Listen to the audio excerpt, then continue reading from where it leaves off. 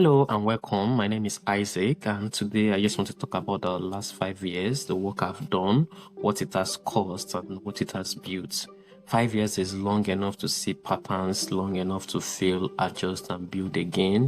I've become more reflective about leadership, judgment, and responsibility. I think more about decision now, how small ones compound over time. And there's a law in physics by Isaac Newton, the first law of motion. It states that a body will remain in a state of rest or motion unless acted upon by an external body to behave otherwise. What I've learned is that sometimes you are the force. Sometimes a small decision changes your trajectory completely. For me, that decision started with a message on University WhatsApp group back in 2018. It was during the holidays, I believe, and I saw it, but I was like, oh, what's all this about? So I will talk more about that later. I know you're pretty much excited to find out what the message was about, but I'll talk about it much later. So just remain glued in and you will get to it. So long before I started building anything, I just liked information. I read history, I read geography, I read political science, political movement, empires map. I read about Nigeria, about Europe, about the Middle East, about the Pacific. I wanted context on how places connect, how systems form. I mean, that habit stayed with me. It made it easier to relate to people from different countries because I usually knew something about their background. And knowledge became more of a social currency, but more importantly, it became perspective for me. At the same time, I also noticed something very frustrating. Growing up in Kogi State, a small town in Kogi State, Nigeria, I saw how identity was often misrepresented politically, especially regions mislabeled, ethnicities flattened, narratives repeated until they became accepted as facts. Many people were not malicious, they just didn't have access to better information, or would I say they were just ignorant. And that stayed with me because ignorance is often structural, it's often designed, it's often put in place. So back to the message I saw in university in 2018, I saw a BC about a Wikimedia club connected to Wikipedia, the online encyclopedia. I mean, I ignored it at first. I was like, what do you guys mean you're connected to Wikipedia? This is my university. I was just like, oh, I won't deal with this. So they requested I would send the text to a particular phone number of WhatsApp. I mean, that's inconvenient, and I was like, oh, why do I have to do all that? It's feeling like a scam. I mean, I can just text you on WhatsApp, can't I? I ignored it basically. Then later on, I saw it again, like maybe 4 weeks or 6 weeks later, and I was like, oh, this stuff seems real. They keep sending it. Maybe I should check it out.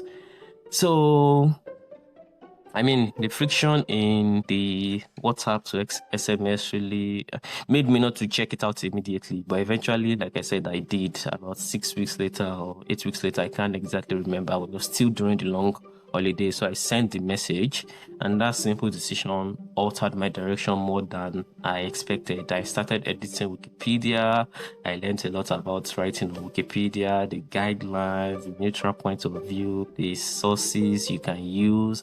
And from there, I also stepped into leadership, becoming a vice president of the club, and then ultimately becoming the president. I mean, during the pandemic, I was president for about 2 years.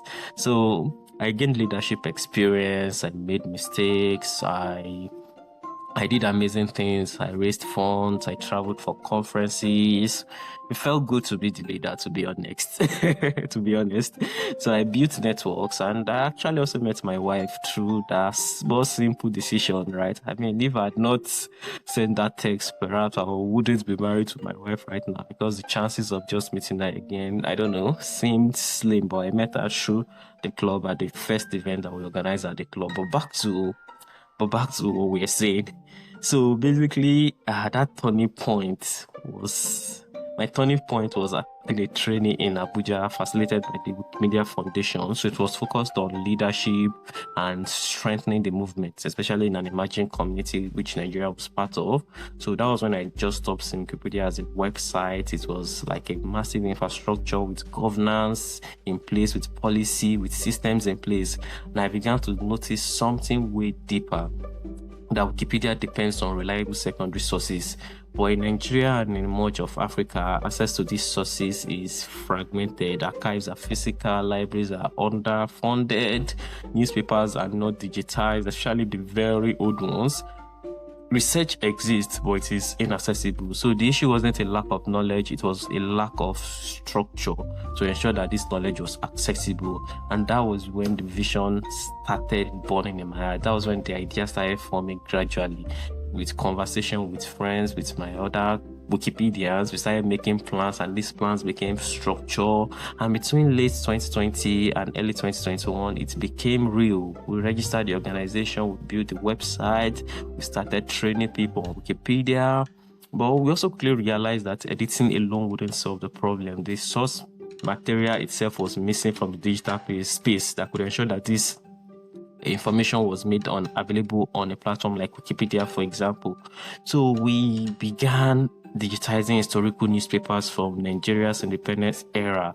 And currently, I'm proud to tell you that we've digitized over 30,000 pages of newspapers from the colonial era, and they are publicly accessible through our repository on publicdomain.ng. So that pivot has clarified our mission. We are not just content contributors, we are infrastructure builders. We are putting the systems in place to ensure that Nigeria's forgotten history or inaccessible history is made accessible and available for free as much as we can. So development requires knowledge, and knowledge requires access, and access requires system. So Africa has research, archives, intellectual history, and traditional knowledge, but much of it is offline, not documented, not standardized, or trapped within this traditional institution. And our focus is practical. We want to support digitization of archives. We want to strengthen library system. We want to promote open educational resources. We want to help cultural institutions to integrate into the global knowledge system. And this is not just an abstract idea. It is a work that requires building system and putting system in place. Because if information remains inaccessible, development conversations will remain shallow and slow. So where do we stand? We are currently operating in Nigeria. We're also doing some work in the United Kingdom, and we're building partnerships across institutions. And the work is still early, still in its early stage, it's still in its nascent stage. But the direction is clear that we want to strengthen Africa's knowledge infrastructure so that it can participate fully in the global digital knowledge ecosystem. That's the work, that's the commitment we are making. My name is Isaac Olorunsimileye, and this is where the last 5 years have led me to. I hope you enjoy this and see you next time.